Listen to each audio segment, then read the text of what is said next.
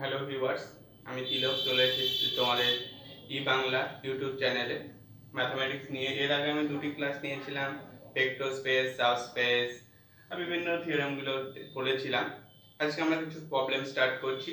ওকে, দেখো first problem বলছে let capital S be a subspace of R set একটা X Y Z belongs to R3 such that x plus 2y minus 3z equal to 0, 2x minus 3y plus 7z equal to 0 is option 1 is not a subspace, is a subspace with dimension 2, is a subspace with dimension 1, is a subspace with dimension 3.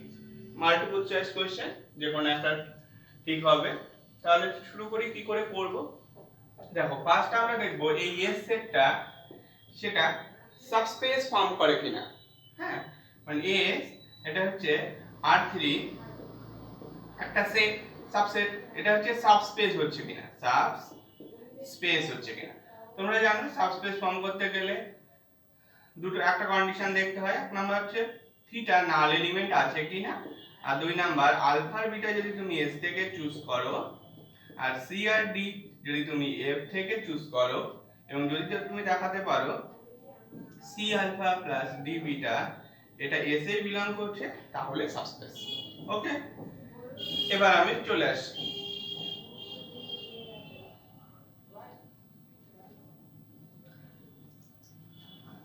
তাহলে হ্যাঁ, এবার দেখো এই যে সেটটা দেখতে পাচ্ছ, easily তুমি বুঝতে পারবে 0 0 কন্টেইন করছে। দেখো 0 0 যদি পয়েন্টটা নাও, দেখবে এটা স্যাটিসফাই করছে এটা, তাহলে এটা কিন্তু হোল্ড করছে।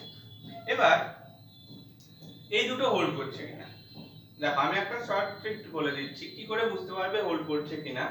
যদি তুমি দেখতে পাও এস একটা সাবসেট দেওয়া আছে, দেখো কেমন হচ্ছে S x, y, z belongs to R3 বলেছে, R3 একটা xyz, এবং যদি তুমি দেখতে পাও এই xyz এর লিনিয়ার হোমোজিনিয়াস ইকুয়েশন দেওয়া আছে, কেমন ax প্লাস বা aix plus biy plus ciz equal to 0, যেখানে i 1 2 3 যা হতে পারে। যদি এরকম দেখতে পাও, মানে এটা হচ্ছে লিনিয়ার, পাওয়ারগুলো 1 আছে, মানে xy কোনো প্রোডাক্ট থাকবে না বা x স্কয়ার থাকবে না। ঠিক আছে, x y z এর প্রত্যেকটা লিনিয়ার এবং ডান দিকে 0 আছে, হোমোজিনিয়াস। যদি এরকম ফর্ম পাও, তাহলে তুমি চোখ বন্ধ করে বলে দিতে পারবে এটি যে সাবস্পেস। দেখো এখানে কিন্তু আমি যে দুটো ইকুয়েশন দেখতে পাচ্ছি, এই দুটোই কিন্তু এরকম ফর্ম। তাহলে আমি কিন্তু এখান থেকে প্রথম এস হচ্ছে সাবস্পেস ফর্ম করছে, সাবস্পেস। ওকে, তাহলে এটা সাবস্পেস হয়ে গেল। এবার এর ডাইমেনশনই বা কত। আমরা জানি এস হচ্ছে R3 সাবস্পেস, R3 ডাইমেনশন হচ্ছে 3, তাহলে এর ম্যাক্সিমাম 3 হতে পারে বা তার থেকে কম। এবার সেটা আমি টেস্ট করব। দেখো কি করে টেস্ট করবে, এখানে দুটো ইকুয়েশন দেওয়া আছে, সেই দুটো ইকুয়েশনটাকে তুমি সলভ করবে, ক্রস মাল্টিপ্লিকেশন। ওকে, আমি ক্রস মাল্টিপ্লিকেশন ক্রস মাল্টিপ্লিকেশনে সলভ করছি। কি করে, দেখো x বাই তোমরা সবাই জানো y বাই z বাই বের করতে পারবে। x বাই কত হবে বলো তো, x বাই হবে 14 মাইনাস 9, y বাই কত হবে মাইনাস 6 মাইনাস 7, z বাই কত হবে বলো তো মাইনাস 3 মাইনাস 4। ওকে, তাহলে এটাকে একটু সিম্পলিফাই করছি, x by 5, y by minus 13, z by minus 7।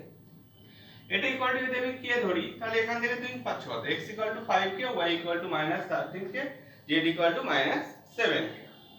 এখানে লিখতেই পারো x ইকুয়াল টু 5 কে, y ইকুয়াল টু মাইনাস 13 কে, আর z ইকুয়াল টু মাইনাস 7 কে। তাহলে এদের সলিউশনটা দেখতে কেমন হবে, দেখো এদের সলিউশনটা ইজ অফ দা ফর্ম, কি ফর্ম ভালো করে দেখো, x y z কেমন form, k into 5 minus 13 minus 7, এরকম ফর্ম হচ্ছে। এর মানে s is the linear span of this vector 5 minus 17 13 7. ওকে, তাহলে এর হচ্ছে linear span of this. Linear span কটা এলিমেন্ট? একটা এলিমেন্ট, তার জন্য কিন্তু এর ডাইমেনশন হচ্ছে 1। তাহলে dimension of capital S equal to 1। ওকে, তাহলে দেখা যাক, বলছে ইজ নট এ সাবস্পেস। না, এটা তো ভুল, কারণ এটা তো সাবস্পেস হয়ে গেল। Is a subspace with dimension 2, কিন্তু আমার তো 1 বেরিয়েছে, তাহলে এটা false. Is a subspace with dimension 1, এটা true. Is a subspace with dimension 3, এটাও ফলস। ওকে বন্ধুরা, তাহলে আমরা কিন্তু ইজিলি করে ফেলতে পারলাম। জাস্ট এটা একটা সাবস্পেস ফর্ম করছে, এর ডাইমেনশন হচ্ছে 1। ওকে, ব্যাস, দেখে নাও নেক্সট প্রবলেম। দেখো কি বলেছে next problem. Let problem number 2 বলছে let capital A and B be two subspace of a vector space V। A আর B দুটো তোমাদের সাবস্পেস দেওয়া আছে। দেন কোন অপশনটা ট্রু পাবে? এক number A intersection B is not a subspace of V। Number B A union B is a subspace of V। Number C A union B is a subspace of V if one of them contained in other। Number D none of them। তাহলে কোনটা হবে তোমরা ভাবো। দেখো, তাহলে আমি start করছি কি করে কোনটা হবে। দেখো কি বলে দিয়েছে, A আর B দুটো সাবস্পেস। কার সাবস্পেস? Capital B। ওকে, তাহলে A ইন্টারসেকশন B এটা কিন্তু সব সময় সাবস্পেস হয়। কি করে হয় তোমরা, আমরা একটা থিওরেম পড়েছি যে A আর B দুটো সাবস্পেস হলে তাদের ইউনিয়ন। তোমাদের যদি তিনটে থাকে, পাঁচটা থাকে, যে কয়টা ফাইনাইট সংখ্যক থাকলে তাদের ইউনিয়ন ইজ এ সাবস্পেস। কেন? দেখো ইজিলি ভাবতে পারো, যদি আমি এর যেহেতু A আর B সাবস্পেস, এর মধ্যে থিটা আছে, তার থিটা হয়ে গেল। সাপোজ তুমি দুটো এলিমেন্ট যদি চুজ করো AB, ইন্টারসেকশন আছে মানে A তে থাকবে এবং B তেও থাকবে। A তে থাকা মানে সাবস্পেস, মানে যে কন্ডিশন রোল করবে। B তে থাকবে মানে আবার সেম ওদের যোগফল বা C ইনটু আলফা ফল করবে, মানে A intersection B is a subspace. তাহলে A intersection B is not a subspace, প্রথমেই ভুল হয়ে গেল। এবার আমাদের নেক্সট আসলো ইউনিয়নের গল্পটা। দেখো A union B is a subspace of B। A union B টা সাবস্পেস হবে কিনা? দেখো এটা কিন্তু ইন জেনারেলি হয় না। তার জন্য আমি দুটো एग्जांपल ধরছি। সাপোজ A ধরলাম, দেখো xyz belongs to R3 such that x equal to 0, y equal to 0। B নিলাম xyz belongs to R3 such that y equal to 0, z equal to 0। দেখো তোমরা কিন্তু ইজিলি দেখাতে পারবে এই দুটো কিন্তু একটা সাবস্পেস হয়ে যাবে। এবার কোশ্চেন হচ্ছে এদের ইউনিয়ন যদি আমি নেই তাহলে কিন্তু সেটা সাবস্পেস হবে কিনা। দেখো আমি দুটো এলিমেন্ট চুজ করছি। আলফা সেটা চুজ করছি 0 0 1। দেখো এই যে এলিমেন্টটা সেটা কিন্তু এতে আছে। আর বিটা এটা চুজ করছি আমি 1 0 0, এটা কিন্তু বি তে আছে। তাহলে আলফা এ থেকে নিলাম, বিটা বি থেকে। আচ্ছা এ তে থাকা মানে এ ইউনিয়ন বি তে থাকা, বি তে থাকা মানে এ ইউনিয়ন বি তে থাকা। তাহলে আমি এ ইউনিয়ন বি থেকে দুটো এলিমেন্ট নিলাম। আমি সি আর ডি টাকে 1 1 চুজ করছি। কি বললাম? সি ইকুয়াল টু 1 আর ডি ইকুয়াল টু 1। তাহলে আলফা প্লাস বিটা কত হবে? আলফা প্লাস বিটা হবে, এই দুটোকে যোগ করে দাও, 1 0 1। এই যে আলফা প্লাস বিটা, দেখো এই আলফা প্লাস বিটা কিন্তু না এতে থাকবে, এতে নেই। এতে থাকতে গেলে x আর y মানে কম্পোনেন্ট গুলো 0 হতে হবে, ফার্স্ট সেকেন্ড নেই। বি তে নেই মানে y আর z এই দুটো 0 হতে হবে, সেটাও নেই। তাহলে আলফা প্লাস বিটা এতেও নেই, বি তেও নেই। তাহলে কি a ইউনিয়ন বি তে থাকতে পারে? না, কখনোই থাকতে পারে না। তাহলে a plus b does not belongs to a union b। তাহলে দেখো আমি a ইউনিয়ন b থেকে দুটো এলিমেন্ট চুজ করলাম, কিন্তু ওদের যোগফলটা a ইউনিয়ন b তে থাকছে না। তাহলে কি হচ্ছে? a ইউনিয়ন b এটা কিন্তু সাবস্পেস হলো না। তার জন্য একটা एग्जांपल পেয়ে গেলাম। তাহলে ইন জেনারেল কিন্তু হয় না। তাহলে এখানে বলছি a union b is a subspace of b, এটা তো সবসময় ট্রু না, তাহলে এটা ফলস। তাহলে ওটা আমি মুছে কেটে দিলাম। এবার নেক্সট কি বলেছে দেখো, নেক্সট বলেছে A union B is a subspace of V if one of them, তাদের মধ্যে যে কোনো একটা contain in other, একটা অপরকে contain করা। বুঝতে পারছিস, A B অর্থাৎ A সাবসেট অফ B হবে মানে contain করবে, আর B সাবসেট অফ A হবে, এটাই তো contain। এবার দেখো তাহলে A যদি সাবসেট অফ B হয় তাহলে বলো তো A ইউনিয়ন B টা কত হবে? A সাবসেট অফ B মানে বড়টাকে B, তাহলে এটা B এর সাথে সমান হয়ে যাবে। আর এখানে কি হবে, যদি B সাবসেট অফ A হয় তাহলে ইকুয়াল টু A। দেখো এটা যদি কন্টেইন করে তাহলে ইউনিয়নটা আইদার B অর A। আচ্ছা B এটা তো সাবস্পেস বলে দিয়েছে, তাহলে ইউনিয়নটাও সাবস্পেস, A এটাও সাবস্পেস, তাহলে ইউনিয়নটাও সাবস্পেস। তাহলে A union B is a subspace of V if one of them contain other, এটা বললেই কিন্তু হয়ে যাবে। ব্যাস, তাহলে এখান থেকে আমরা বলতে পারছি কি C number is true।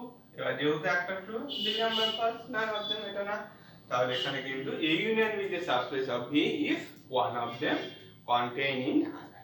Okay, complete. দেখে নাও নেক্সট প্রবলেম আমরা স্টার্ট করি। প্রবলেম নাম্বার 3 কি বলছে, which of the following sets is a subspace of CAB।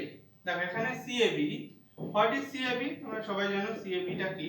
CAB হচ্ছে set of all continuous function define on AB, মানে সেই সমস্ত f ফাংশন AB তে ডিফাইন, কোথায় যাচ্ছে R এ যাচ্ছে। তো সেই সমস্ত ফাংশন তোমরা অবশ্যই জানো যে এই যে CAB সেটা একটা ভেক্টর স্পেস ফর্ম করে। এবার তার কিছু সাবসেট আমাদের এখানে দেওয়া আছে। এবার তারা সাবসেট গুলো সাবস্পেস হয় কিনা, কার সাবস্পেস? CAB। ওকে, তাহলে আমরা এবার স্টার্ট করি। দেখো এক নাম্বার প্রবলেম কি বলেছে আমরা ভেরিফাই করি। নাম্বার A বলছে f belongs to CAB such that limit x tends to a plus b by 2, হ্যাঁ a plus b by 2 এদের গড় equal to f of x equal to 1। কি বলেছে, limit x tends to a plus b by 2 fx equal to 1 বলেছে। আচ্ছা ওকে, তাহলে এরকম যতগুলো ফাংশন পাবে সব কিন্তু এই সেটের মধ্যে ঢুকে থাকবে। তাহলে এই সেই সমস্ত ফাংশন গুলো সাবস্পেস ফর্ম করবে কিনা।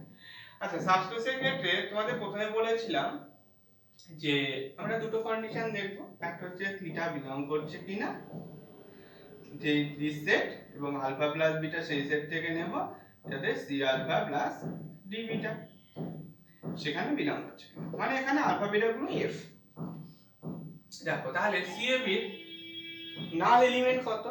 জিরো ফাংশন, মানে যে ফাংশনটা f ম্যাপস ফ্রম AB থেকে R এ যাচ্ছে, f অফ যাই নাও না কেন সেটা জিরো হবে। ওকে, মানে সব সময় জিরোতে ম্যাপ করবে, জিরো ফাংশন। দেখো তাহলে এই জিরো ফাংশনটা কি এই সেটের মধ্যে আছে সেটা কিন্তু তোমাকে দেখতে হবে। দেখো যদি যেহেতু f of x equal to functional value সব সময় 0, তাহলে সেটাকে যদি তুমি লিমিট নাও তাহলে কখনো কি 1 হতে পারে? কখনো হতে পারে না। তাহলে এটা কিন্তু জিরো ফাংশনটার ক্ষেত্রে কিন্তু এটা স্যাটিসফাই করছে না। ওকে, মানে জিরো ফাংশন যেহেতু, তাহলে লিমিট x টেন্ডস টু ওই ফাংশন ভ্যালুটা যে কোনো পয়েন্টেই 0 দিবে, তাহলে তার জন্য কিন্তু এক নাম্বার ফলস। দেখো ভালো করে এই ফাংশনটার ক্ষেত্রে কিন্তু এই সেটটার ক্ষেত্রে জিরো ফাংশন কন্টেইন করে না। সেম একই রকম ভাবে তুমি বলতে পারো যে এই ক্ষেত্রেও তো করবে না, এই ক্ষেত্রেও করবে না, অবশ্যই এই দুটো ক্ষেত্রেই কিন্তু করবে না। ওকে, তাহলে অবশিষ্ট থাকলো D number, obviously D number true, কিন্তু তা আমরা দেখব ডি নাম্বার ট্রু হচ্ছে কিনা। ওকে, দেখো ডি নাম্বার কি বলেছে, f max from -∞ থেকে infinity f of x equal to minus, মানে এখানে -∞ থেকে টোটাল r এর উপর ডিফাইন আছে। এই যে ফাংশনটা, এই ফাংশনটার নাম কি বলা হয় বলো তো? f of x equal to f of -x, এটা হচ্ছে ইভেন ফাংশন। ইভেন ফাংশন মানে set of all continuous even function, তারা ভেক্টর স্পেস ফর্ম করে কিনা। ওয়ার্ড হলে কি হতো, সামনে একটা মাইনাস হয়ে যেত, মানে f of -x equal to -fx।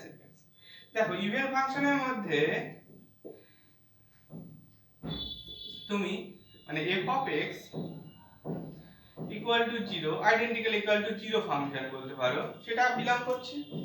কারণ ইভেন আইডেন্টিক্যালি 0 ফাংশনে তুমি x f of x এ যা হবে f of -x ও তাই হবে, মানে হ্যাঁ এর মধ্যে কিন্তু এই যে সেটটা এর মধ্যে কিন্তু থিটাটা বিলং করছে। এবার তুমি যে কোনো দুটো ফাংশন নাও, তাহলে তার ক্ষেত্রে ওটা দেখবে যে হচ্ছে কিনা। দেখো আমি একটু দেখিয়ে দিচ্ছি। সাপোজ f1 নিলে f1 আর g1 দুটো ফাংশন আমি চুজ করলাম এই সেট থেকে, তাহলে f1 এর ক্ষেত্রে তুমি কি পাবে? f1 of x equal to f1 minus x, আবার g1 of x equal to g1 minus x। এবার তুমি c আর d দুটো নাও কনস্ট্যান্ট, তাহলে c f1 x plus d g1 x ব্যাস। এবার আমি f1 এর ভ্যালুটা বসিয়ে দিচ্ছি, তাহলে c f1 minus x plus d g1 minus x। দেখো তাহলে এটা তুমি পেয়ে গেলে। তাহলে এখান থেকে তুমি বলতেই পারছো যে তুমি f1 plus f2 টাকে এই ফাংশনটাকে আমি একটা নাম দিলাম, বলো কি নাম দেব? আমি এটাকে psi of x নাম দিলাম। দেখো psi of x equal to this, তাহলে এই টার্মটাকে আমি লিখতেই পারি psi of minus x, মানে এই কন্ডিশনটা স্যাটিসফাই করছে। তাহলে আমি বলতে পারছি যে হ্যাঁ সেটা অল ইভেন ফাংশন ফর্মস এ ভেক্টর স্পেস, মানে এখানে সাবস্পেস অফ CAB। তাহলে এখানে কিন্তু ডি অপশনটা ট্রু হয়ে গেল। প্রসঙ্গটাই বলে রাখি, সেম একই রকম যদি ফাংশন হতো তাহলেও কিন্তু সাবস্পেস হয়। তোমরা এটাকে থিওরাম হিসেবে মুখস্থ রাখতে পারো, সেটা অল ইভেন ফাংশন এন্ড সেটা অল অড ফাংশনস ফর্মস এ সাবস্পেস, মানে ভেক্টর স্পেস ফর্ম করে। ওকে, নেক্সট প্রবলেম শুরু করা যাক। দেখো বলছি problem 4, a square minus a equal to 0 where a is a 9 cross 9 matrix, then a must be 0 matrix, a is an identity matrix, rank of a is 0 or 1, a is diagonalizable। তাহলে কোনটা হবে? দেখো এখানে তোমাকে বলেছে a square minus a equal to 0, মানে a square equal to a। তাহলে বলো তো এই ম্যাট্রিক্সটাকে কি ম্যাট্রিক্স বলা হয়? এটা কিন্তু একটা special type of matrix, idempotent.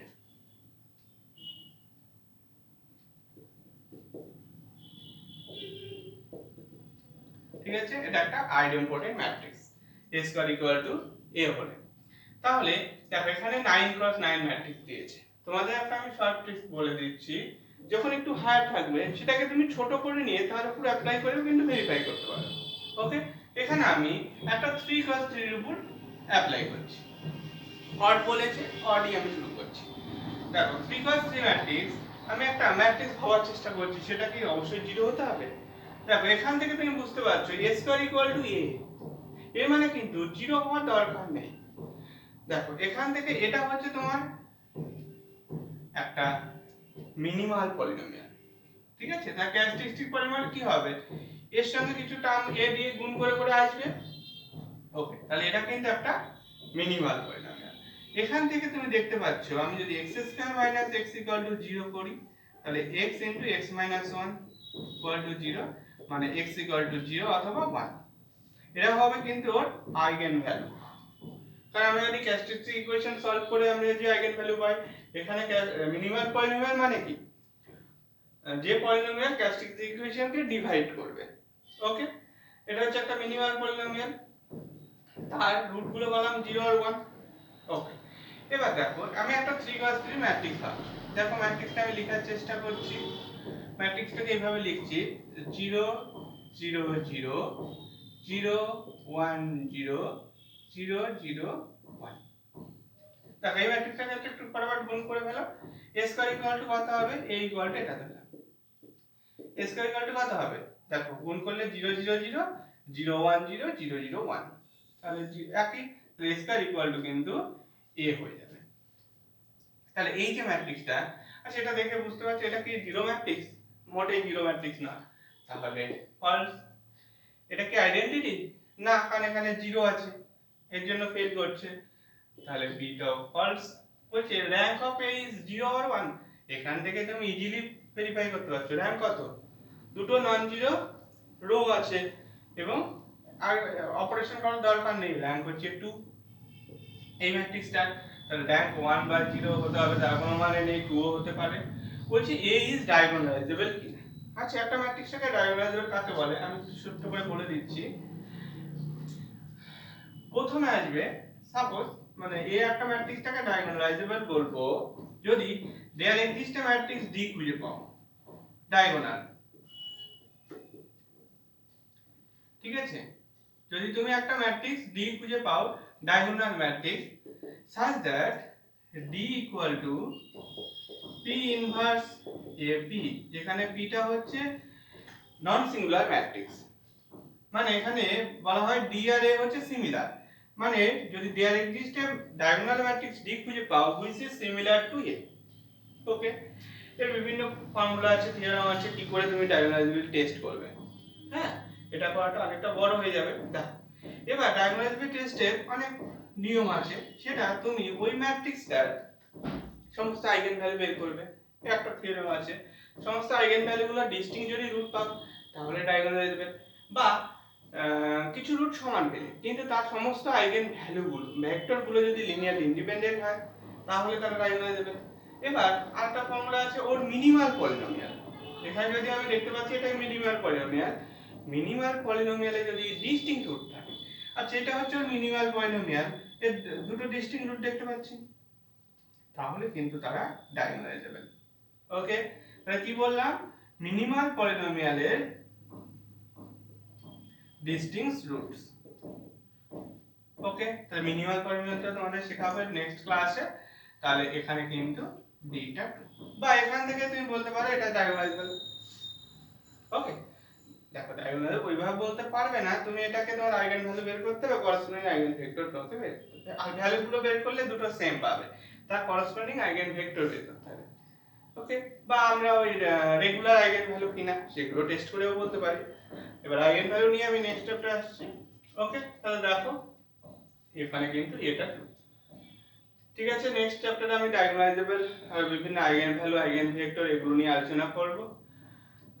আমার ভিডিও যদি ভালো লেগে থাকে তোমরা অবশ্যই এই চ্যানেলটিকে সাবস্ক্রাইব করবে, লাইক কমেন্ট দিতে ভুলবে না।